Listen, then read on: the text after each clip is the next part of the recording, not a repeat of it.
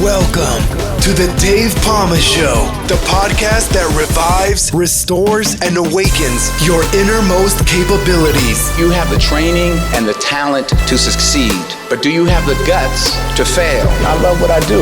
When you love what you do, you want to be the best at it. Today is about the power of you. You will change the world. Find your path to success through the journey of those who have succeeded. And now, your host, Dave Palma. Hi, welcome back to the Dave Palma Show. And with me today is a single mum, attorney, business owner, and executive search professional who, despite being born with a silver spoon in her mouth, she has survived insurmountable trauma. Candid and Raw, her debut memoir, Blooming, takes you on a treasure hunt to discover the gifts in the shit. Carrington, Carrie Smith, welcome to the Dave Palma Show. Hi, thanks, Dave. Happy to be here. Happy you are here, Carrington.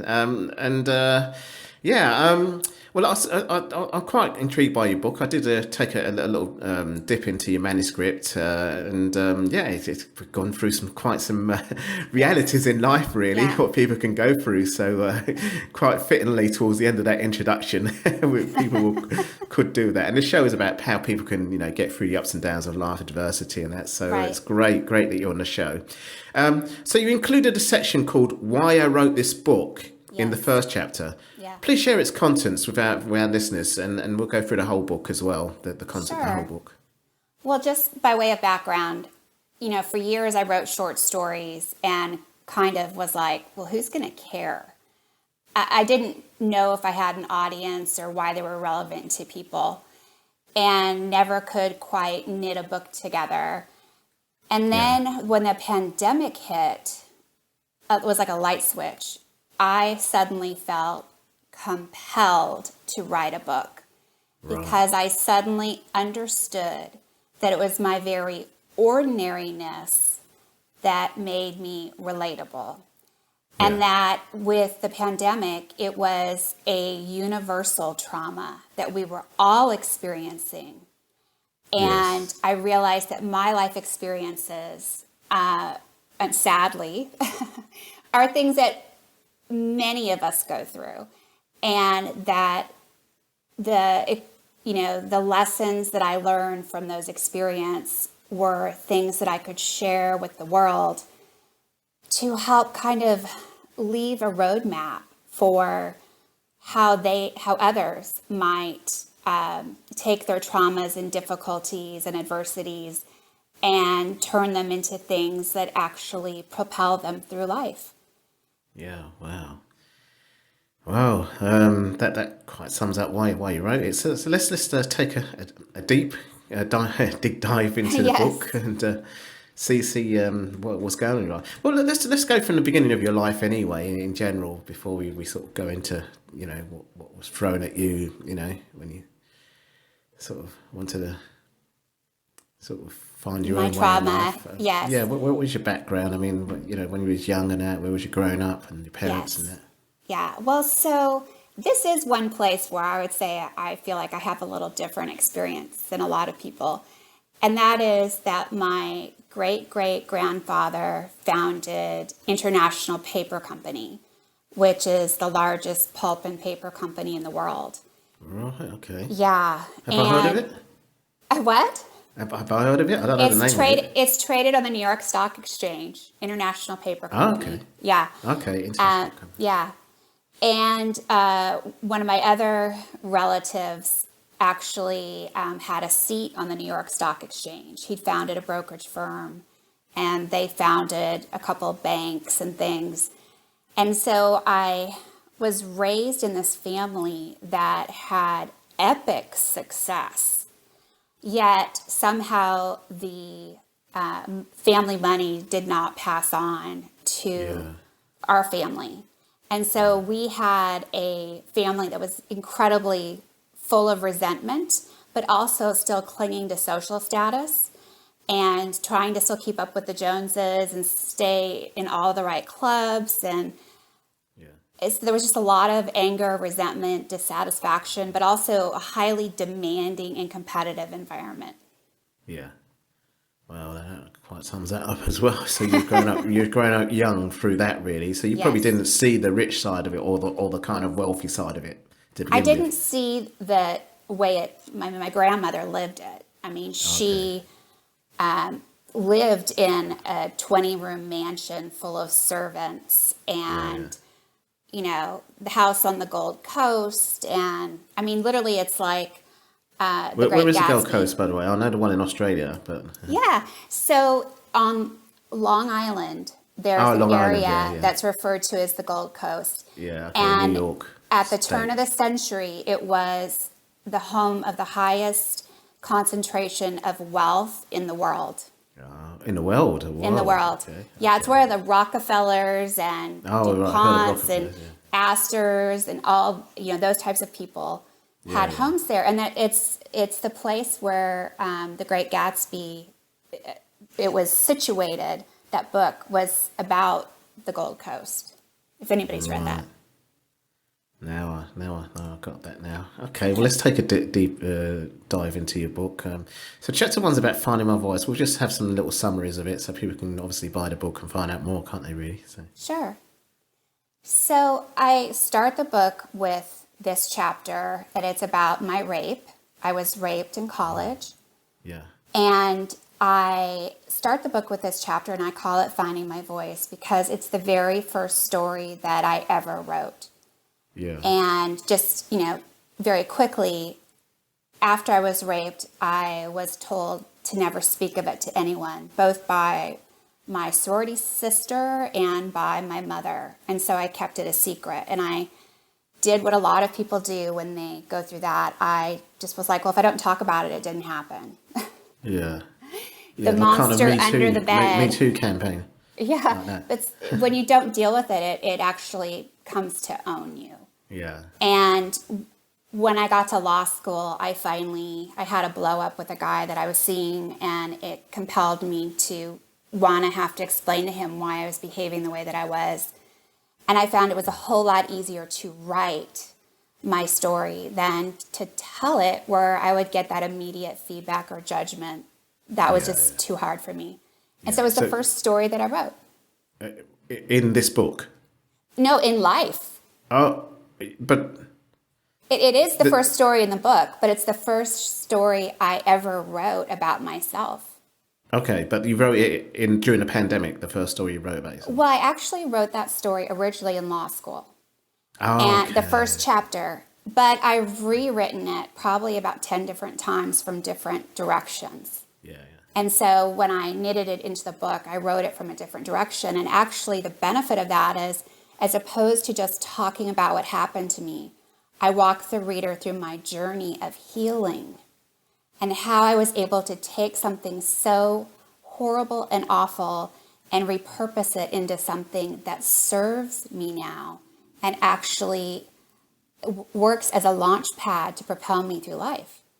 And I give some examples of other people doing that. And so that's the benefit of rewriting that and sharing it in that way. Yeah. Okay, great. Well, let's move on to the next chapter. Family legacy. I know you went through this already. So is that generally what you mentioned, or is there anything to add onto that? That's most of it, yeah. Yeah. Okay. Yeah. Well, what kind of a period of time was that? The 1920s or 30s or something? Well, that's going too far back. Sorry if I apologize. No. Further back, actually, because my grandmother had her debut at the Ritz-Carlton in New York City in 1932. Okay. And this was not her father, but her grandfather that founded International Paper Company. Okay. So that kind of gives you a scope as to the time. Yeah. Oh, okay. Interesting stuff. It's all during the Prohibition and stuff like that. Yeah, yes. And between World War I and II for any UK listeners, well, anywhere in the world, because that was also going on internationally as well, wasn't it, at the same time? So that was interesting. Yes. Okay, well, let's talk about daddy issues, because I'm actually a father, a bit of an older father, if you like, a mature father. So I could probably learn from this as well, or even relate to not. it. Okay, let's see. So My father, he had polio when he was 5 years old. Oh, right, okay. And that was kind of a pandemic, wasn't it, at that time? it was, yeah. Yeah. And actually, he became an infectious disease doctor. He did? He did. Oh, Yeah. right, which is obviously a lot of them are relying on for D-Day now. Yeah, exactly, right? So, but because of that trauma, he had a desperate need to control his world and everyone around him. And he felt that he came from that place of powerlessness. And that, childhood trauma was the seed that birthed his personality.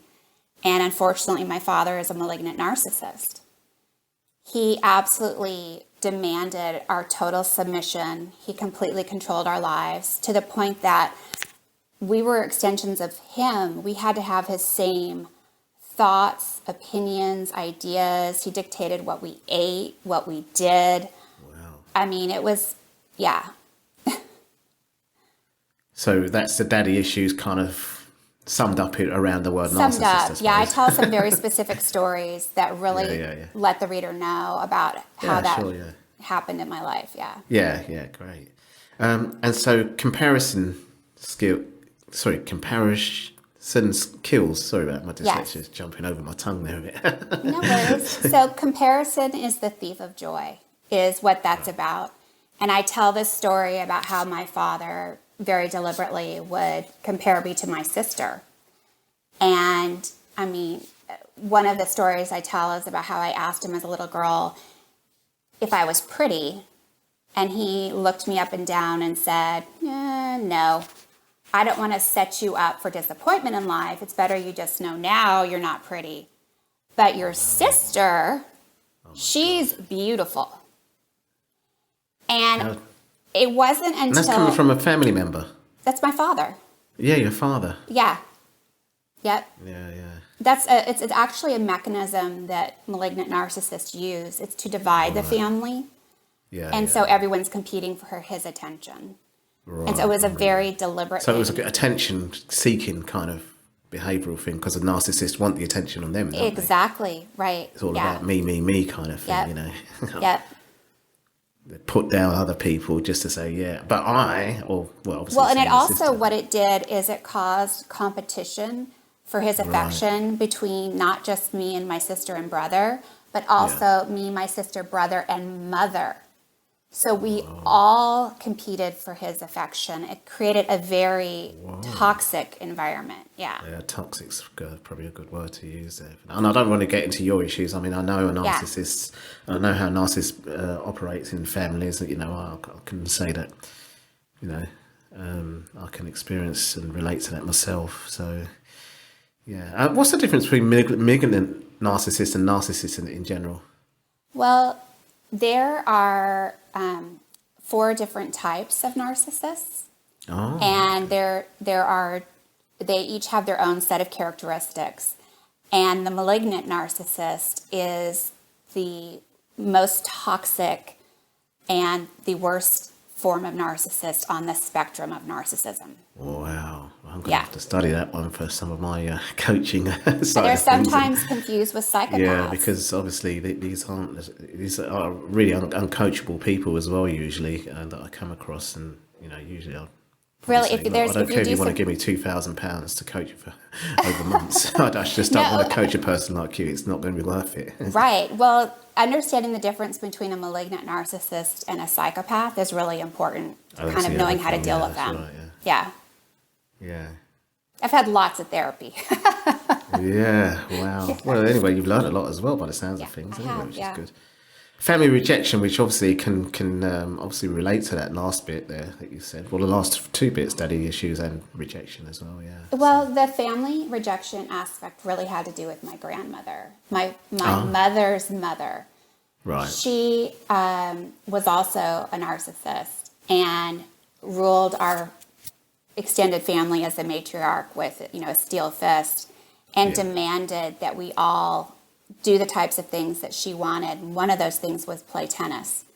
Right. And it wasn't until later in life that I found out that I actually have an issue. I have a paralyzed nerve in one of my eyes. And so every time I go to hit a ball, I miss because one eye sees it at one height and the other sees it at another. And if I'm doing something slowly, my brain can merge the two images and get it right. But when it's something coming at me fast, like a tennis ball, I will miss 85% of the time.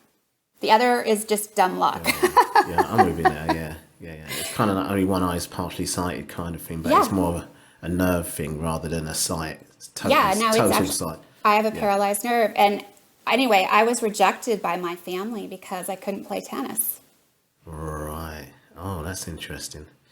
That's pretty nasty thing to because it's almost like, well, these days I don't know if it's classed as a disability, but, it's still along those lines, isn't it, really? But doesn't it tell you something about my family that a member of the family would be valued on their ability to play a sport, not on who they are, what their character was, their ability to relate to you, or, it's about loving human beings, not loving human doings. Yeah. And because I couldn't do tennis, I wasn't loved. I was not even just not loved, I was thoroughly rejected. And basically it was communicated that the rest of the family should not, love me. I mean, I'll say, I like tennis and I did sports myself, but there were family members of mine that couldn't do sports, but that doesn't mean they're rejected. Do you see what I mean? They went on and did other things. Yeah, yeah. Fitness was my thing, up to today, but it doesn't have to be, well, fitness is different. You can still keep fit and not play sport. You could keep fit just from general means, can't you? I'm very into fitness. But I just can't hit a ball. Yeah. So that's a different thing altogether. Hand-eye coordination, that kind of thing, that's a different thing. And I got that a lot in the fire service where, maybe, I have dyslexia, which obviously it actually attracts a lot of firefighters that just don't like reading, obviously, with your dad's business. But obviously, there's obviously other issues that they don't see it in dyslexic people, and it can make you get bullied and harassed like I did in life, so that's kind of that. Just relating to that side of things. Yeah, I get that. What you had was invisible as well, you didn't realise it until later, Yeah. So I can relate to that as well, yeah. Right, so money, men and marriage. And obviously there are men these days that are a lot of, women, female, I don't know if feminist is the right word to use, but, activists are saying, look, women are being treated this way in life, but men keep coming on board and stop this kind of, harassment with women and, actually be advocates to the Me Too campaign as well, So, I know it's not a dig at men, in terms of how you're saying it like that, are you really, I suppose? No, it's not a dig at men at all. No. It's just an acknowledgement by me of how men, money, and marriage are all intertwined based on my upbringing and the example my parents set and my own 2 failed marriages. So I acknowledge how those things are intertwined. And then as I tell those stories, I walk the reader through and explain how I realize that, again, it's not about loving someone for the amount of money they have. It's about being able to be loved and have the money separate. As I like to say, I deserve to have love and money. It's not either or. Right. And I've never dated a man because of the size of his wallet. Yeah. So that's not what that's about. But it is about how that relationship is all intertwined. Yeah. I don't know. I've heard things throughout my life where when this conversation comes up that it's kind of a security thing. I don't know if that's right, like within that. And obviously money is the way to say, look, we need money to pay the bills, to blah, blah. It's more like that. And obviously in the evolution days, it's a kind of a hunter-gatherer thing, isn't it, really? Where, obviously these days it isn't because women go out and have a career. But, in the older days it was, well, I'm in a nest looking after one. Where's the money coming from, Well, what's funny is that even today, there's still that tension between, should I stay home with my kids? Should I give up my career? Yeah. Or should, I continue in my career? And I decided to always keep working. And that ended up to be the right decision for me. Yeah. That's where it is at these days with, women in career, women as well. Any women that wants to just go out and work. So I just want to work, I don't care. It don't look like a career to you, but I like to go out and work. Yeah. And these days, either both go to work or one stays home. The male stays home as a husband or parent. That kind of thing. So that's not unusual these days either. So. Okay, well, that's quite straightforward, really. There is divorce, and you mentioned about that briefly in the other one as well, didn't you? You had 2 failed marriages. 2 failed marriages. Why I separate that out into a separate chapter is because I really wanted to underscore what I learned from getting divorced. And after my second divorce, somebody said to me, with adversity comes opportunity. And here I am on my second divorce, and I'm just crying in my Wheaties, and I'm like, yeah, whatever. I don't want to hear it. But those words stayed with me. And the more I thought about that, I realized that divorce gave me a clean slate.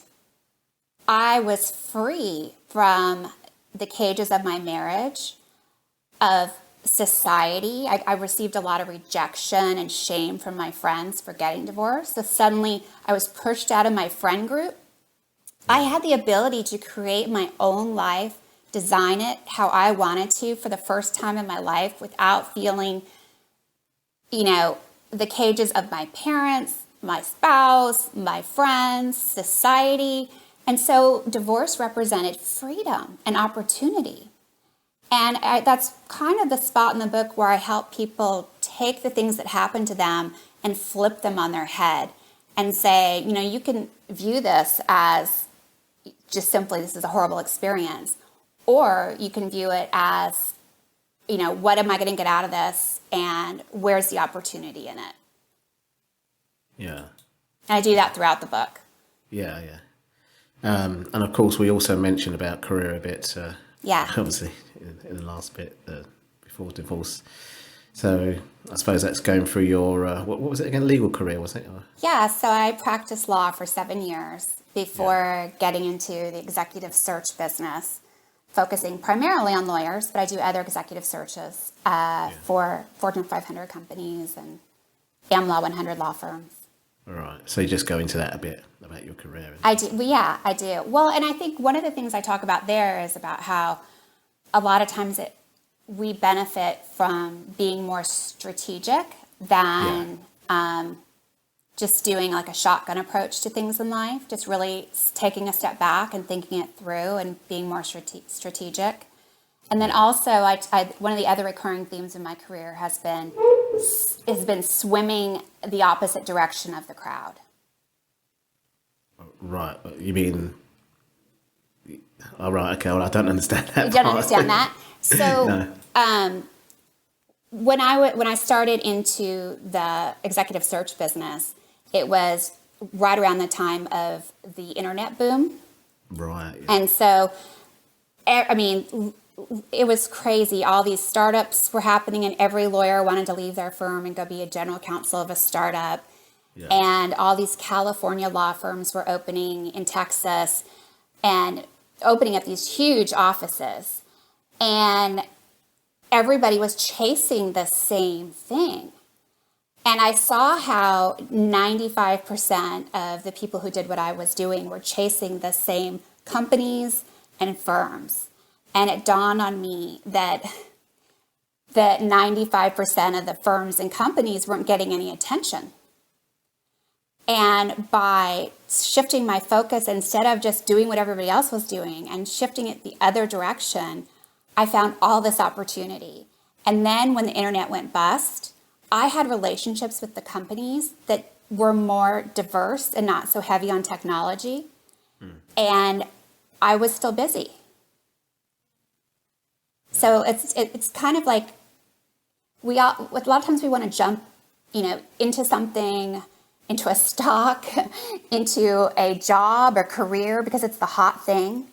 And I think it really always pays just to kind of sit back and just doing like an analysis of the market or the opportunity and approaching things from a more strategic direction. Yeah. Okay, well, let's just fast forward a bit to some kind of more adversity parts. I mean, obviously, I see that you've lost some friends to cancer, which is something I'm experiencing myself. I'm sorry. Yeah, no, it's just, I mean, you know what they've gone through as well. Yeah. And dementia as well. Yeah, my mom, she passed away from right. dementia. Yeah, so what was going on there with those areas of things? Well, so there's a lot in the book. There's a lot of things that I've been through a lot. But my mother was diagnosed with dementia literally within 2 weeks of my first son being born. Oh, right, okay. And 9 days after my first son was born, my mother-in-law passed away suddenly. Oh, okay. So well, yeah.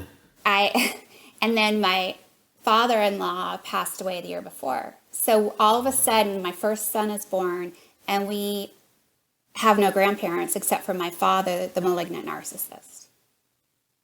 Yeah. It was a blow.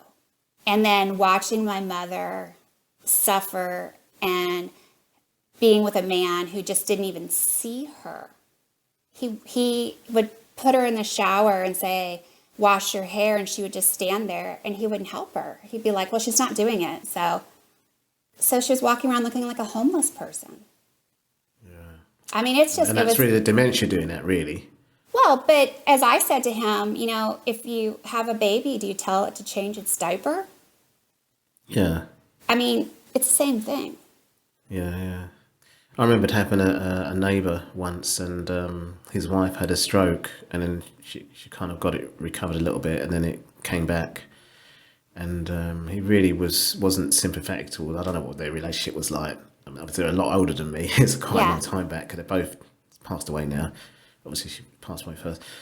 And I just couldn't understand why, the stroke was getting worse. It couldn't be cured, but, because it's kind of like a longer form of like a heart exactly thing, isn't it? Yeah. Issue, yeah. So he didn't really understand that, and just said, well, get with it, blah, blah, blah. How can you? It's like that. It's something affecting the brain, Yeah. No, what's hard, too, is for anybody who suffers from Alzheimer's or dementia, is that people get tired of hearing about it. And they're like, when she passed, everybody's like, oh, that must be such a relief. And I'm like, no, now I get to mourn.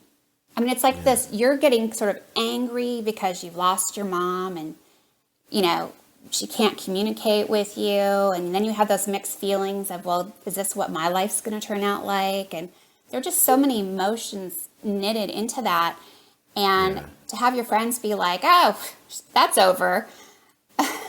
Until they go through it themselves. Oh, yeah, absolutely. I mean, everyone's different as well, Right. So, I mean, some people mourn for years or, decades even, and that's okay, but others will try and move on, and it depends on the relationship. Like you say, your father might have not had a different kind of way of mourning, so it's kind of like that, really, So some people just get over stuff just generally through whatever they do, so...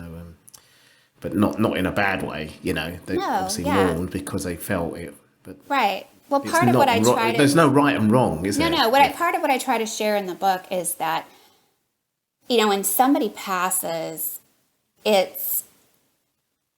Be really careful what you say and how you handle it, because you do not know what they're experiencing or how they're feeling. Yeah. And just honor their grief and just know that they're going to do it their own way, but don't be dismissive, like, glad that's over, Yeah.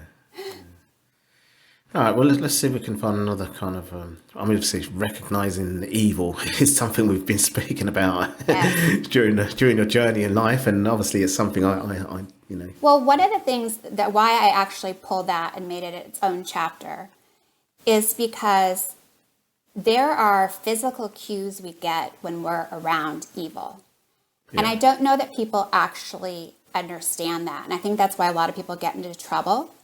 Yeah. Our body actually sends us signals. And one of those is revulsion. You get that physical feeling of just, ugh, get away from me. And it can actually evolve over time. So if someone is really overtly evil, you'll feel that immediately. But if someone is more dangerous evil, where they are like manipulative and they're kind of weaving their way in and out of your life, it happens over time. And then those people. Yeah. And the other way you physically respond to evil is through confusion. And so let me give you an example. When Enron was the big scandal, everybody would say, I don't know what they're doing. I don't get it. I don't understand it. But hey, we're all getting on the bandwagon because they're making money. And even their bankers would say, I don't get it. They're smarter than we are. And one of my takeaways from that was they did a great job of causing confusion. And because they were creating confusion because they didn't want people to know what they were up to. And so when you start feeling confused, that is a big red flag. Acknowledge it and say, okay, if this person can't break this down into an understandable form and communicate to me what's going on here, I have a real reason to be worried. Yeah, no, that's fantastic. Well, we're going to have to summarise the rest of the book, unless there's a chapter outstanding, more to do with overcoming adversity and there's kind of, stuff thrown your way, if you like, garbage. Well, one of the overarching theme of the book is that the traumas and difficulties of our life, the shit, is quite literally fertilizer. And part of our journey has to be acknowledging the parts of our life that are shitty in order to find the gifts. And I think a lot of times we do this like, oh, everything's great, I'm all good. And if we don't acknowledge the monster under the bed, if we don't face our traumas and label them and understand them and then do the work to get better, then we're going to be left, muddling through all that. But once you acknowledge the shit, and I like to say, I have to reach rage to reach forgiveness. A lot of us women, we're not allowed to get mad. So acknowledge I was raped and I get to be pissed about that. But I don't want to live in the being pissed world. So get to rage to reach forgiveness and go through that process. And then you have a choice. Absolutely. And then take what was done to me and use it to serve me and propel me through life. And I walk through stories about that in the book. I think would be super helpful to a lot of people. That's fantastic. It's fantastic. Yeah, I did some personal development work around that with a few well-known kind of corporates there before, all this pandemic hit us. But it's great. I know people now have penned a book during the pandemic, and obviously this is quite a good one that you've got. I mean, what kind of urged you during the pandemic to kind of sit down and go, I'm going to write this book? I mean, a lot of people did find time to suddenly do that, this is quite an interesting thing to just bring everything in your life and sort of say, I just really suddenly had that light bulb go on that all these experiences in my life could be beneficial to other people because I have done the work and I can actually not just say this horrible thing happened to me, but this is what I went through. This is how I healed. This is how I'm using it. And one of the things I know you talk about resilience and how important that is. Yeah. And I like to say mindset is a muscle. And so with each one of these traumas, I experienced emotional resilience. And so because I had been through so much, when COVID hit, I actually said, bring it. I was like, I've been through so much. I know I will get through this. And that's when I had that light bulb moment. Wait, I'm responding to this much differently than other people. Maybe I can help people understand why that is. And it has to do with that mindset muscle of emotional resilience and knowing that I would get through this. Yeah, no, I can relate to that as well. And that is what resilience is. It's kind of something built up, and you can build it yourself, even though some have it more than others. It's kind of levels that you have to keep it up.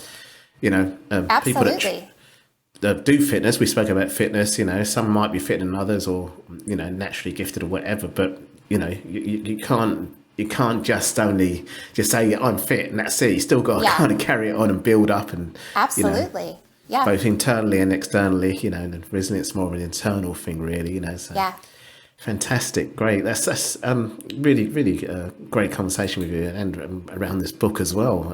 As I say, it's quite unique, really, that you've written it like that and about yourself. To I'm sure it's helping others as well, not only during the pandemic, but obviously for any areas of life that absolutely. Yeah, I like to say this book is about me because it's a memoir, but it's not about me. It's about I know. It's about things we all go through. Yeah, that's right. That's kind of how it comes across, actually. Yeah. Where can readers and audience and anyone who is coming across this conversation get it from? Or find out more about you? Sure. So my author website is Carrington-Smith.com. And you can find the book, Blooming, Finding Gifts in the Shit of Life by Carrington Smith on Amazon.com. And it's also available in audiobook format. So. Excellent. Yeah. Great. Fantastic. Well, Carrie or Carrington, I don't know which one to call you. All my friends call me Carrie. That's fine. I know. Yeah, it's like Dave or David, Yeah. But well, Carrie, thanks a lot for coming on the show. It's been a great conversation, and obviously, fantastic book to talk about on the show as well. So thanks a lot for coming to do that with me and the listeners today. Okay, thank you so much. Thanks for having me. That's all for this episode. Thanks for listening, and remember, if you want to support what we do, then share, subscribe, and leave a review over on Apple Podcasts. Or head over to my website, davepalmer.com, and click on Rate Show. Well, that's all for now, but I'll see you in the next episode of The Dave Palmer Show. Follow us on Facebook, Twitter, and Instagram.